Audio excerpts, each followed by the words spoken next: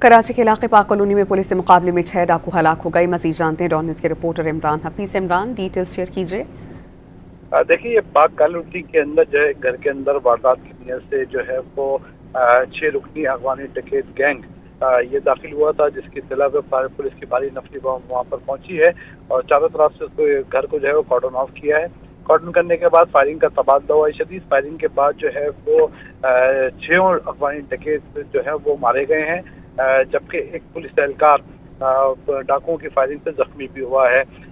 جو S S P کا کہنا یہ ہے کہ مارے گئے جو گینگ ہے یہ 50 سے زائد گھروں میں ڈکیتیوں کی وارداتوں میں یہ ملوث ہے، اور یہ ملزمان جو ہے ماضی کے اندر لوٹ مار کے دوران 3 شہریوں کو قتل کرنے میں بھی ملوث ہیں۔ اس کے مزید جو ہے وہ ان کے بایو میٹرک کے ذریعے ان کا ڈیٹا، کرائم ڈیٹا وہ جو ہے اکٹھا کیا جا رہا ہے، جو ملزمان سے برآمد اسلحے کو فورنسک کے لیے بھی بھیج دیا گیا ہے۔ جی بہت شکریہ، آپ نے اپڈیٹ کیا۔